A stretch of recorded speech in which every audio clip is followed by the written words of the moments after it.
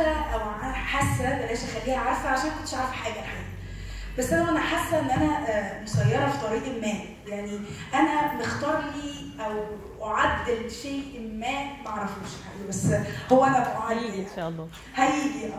فمن ساعتها وانا عماله بفرض بقى في تدريب، في نزول لنادي، في نزول لنادي ان انا اشتغل في نادي، يعني ان انا اروح مع اساتذتي اترشح مش عارف روحي فين تطوعي بشهاده خبره، روحي فين سبيشال نيدز، ايه ده في كورس حلو جدا، ادخل الكورس يطلع في نوع من انواع الاعاقات المزدوجه، حاجه تقيله جدا يعني اسمها ديف بلايند، اطفال مش بتشوف ومش بتسمع في نفس الوقت.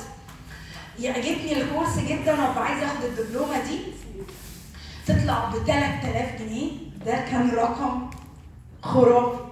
تمام، عايزه اقول لكم ان امي الله يرحمها لغايه ما توفت وهي فاكره ان الدبلومه دي ب 300 جنيه وكانت مستغلياهم اصلا، يعني هي اصلا كانت مستغلياها وهم 300 جنيه. تمام، على اعتبار ان ال 300 جنيه هجيب لك بيهم حاجه في جهازك، يعني ادفعهم لك في كورس ليه؟ ده بالنسبه لها.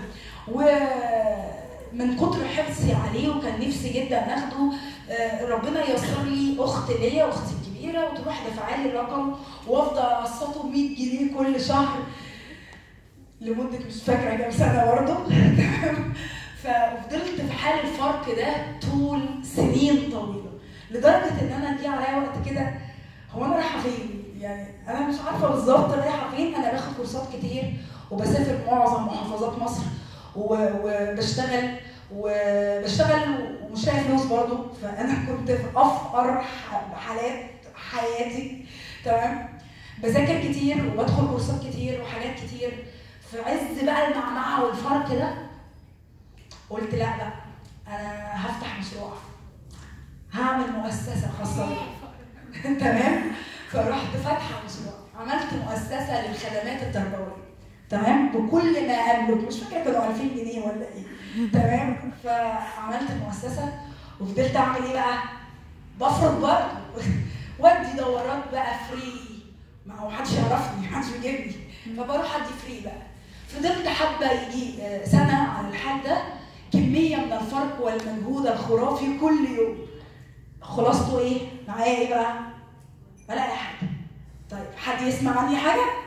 خلاص انا خلصت الكليه، بدات دراسات عليا وعلى حالي، بحط ايدكم اروح واجي كميه رهيبه من الكورسات والقراءات، واسافر لمحافظات عشان ادي ندوه او محاضره او كورس. وحتى المؤسسه اللي انا بأزعم اني فتحتها وانا رئيس مجلس الامناء، كنت بكسف اقول ان انا رئيس مجلس الامناء الحقيقه ساعتها، لان ما حدش يسمع عن المؤسسه اصلا، وهي في الواقع كانت صرح عظيم حجمه حوالي 50 متر كده في المكان ده. تمام، والمكان ده لغايه دلوقتي موجود بالمناسبه. جيت قلت ايه، انا لازم اقف مع نفسي وقفه، ما ينفعش كده التكمله في التهريج. ما انا ايه بقى السبب في ده؟ ان المكان صغير مش عارفه انفذ فيه طموحي، انا هفتح مكان اكبر. تمام؟ منين يا قطه؟ ما اعرفش، بس انا هفتح مكان اكبر. فالمهم يجي في عز المعمعه دي علامات كتير بتاكد لي نفس الفكره القديمه اللي انا مش عارفه مصدرها. انا مسيره لشيء ما، يعني في حاجه معينه بتحركني عشان اخلص حاجه معينه. في عز الحاله من الانفعالات السلبيه لابعد حاجه تتخيلوها، يقع قصادي كورس اديه في مدرسه من مدارس اللغات في الفيوم. تمام، هو بيكونوا جايبيني بالغلط اصلا، يعني بالخطا وقع اختيارهم عليا عشان اديهم متسوري، ادرب الفريق كله المتسوري. حاجه فظيعه، فريق فوق ال60 معلمه بدربهم لاول مره لوحدي، حاجه تهريج. تمام، رقم طبعا خرافي، ده هيدخل لي فيها قرابه ال30,000 جنيه، حاجه كده.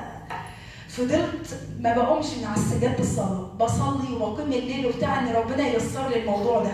الموضوع جه بشكل غريب لان اصلا اسم الناس اللي فيها اسم كبير.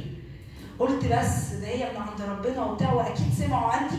في اخر يوم تدريب اكتشف ان انا جيت المدرسه بالخطا، هو اتلخبط في الاسم، والمسؤول اللي اتصل بيا بخطا شخص اخر، ولما جيت اول مره كانت مديره المدرسه مش موجوده وبداوا التدريب فتورطوا فيا.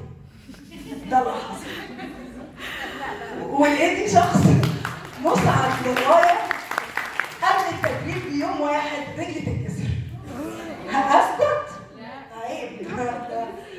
كملت ورحت وانا رجلي مكسوره. اتفقت مع عدد من المدربين الشاطرين على حته علمي وقلت ده انا هروح بس اطمن على الشغل لان انا رجلي كانت مكسوره كسر مضاعف وممنوع من الحركه تمام. اروح اول يوم تدريب وانا جايبه اساتذه تقال وناس فعلا على مستوى اكاديمي ممتاز عشان اتعلم درس جديد، وان الاكاديميه مش شرط ان انت تكون شاطر فيها. فادخل يطلع المستوى الاكاديمي الناس قاعده بتتاوب فاخاف فاروح احمد ابدا اروح داخل انا كمان في التدريب ومكمله ومدربه الناس وينتج عنه ان هم بفضل الله تعالى يشيدوا جدا بالتدريب ويعتبر من اقوى التدريبات اللي عدت عليهم رغم ان هم ناس تقال برضه وبيتدربوا كتير. تمام؟ لدرجه ان صاحب المدرسه يقول لي المكان اللي انت كنت بتدربي فيه الناس كان لسه عندهم من اسبوعين ندوه بيديها لهم وزير التربيه والتعليم شخصيا، وده كان حقيقه.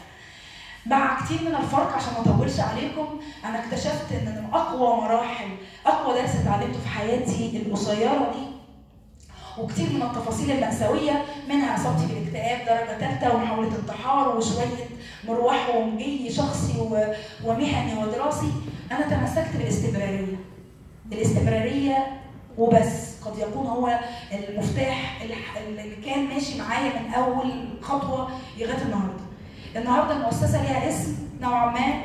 النهارده انا برتزق من المؤسسه وهي مصدر دخلي الاساسي. النهارده المؤسسه بتجيب فلوس بعد الترخيص الرسمي كان 2014 النهارده 2022 يعني بقالنا 8 سنين. فقط الاستمراريه انا ما اعتقدش ان في اي بعد اخر تمسكت بيه اكتر من بعد الاستمراريه اللي خلاني بعد شويه الامور بتتفتح بشكل ما ينفعش اقول عليه صدفه قد ما هو هي في حاجه بتدخلني في حاجه وبحس ان انا وانا هنا كده ببص على اللي فات حاسه اكتر بكتير من عمري الحقيقي، لكن انا الى حد كبير فخوره بيه وشايفاه ذكي. رؤيه للخدمات التربويه. احنا بتوع تربيه ده السلوجان اللي كنت بقوله اختصارا للقصه الطويله اللي كنت بحكيها ولغايه دلوقتي بقت احنا بتوع تربيه السلوجان والاسم التجاري للمؤسسه. شكرا.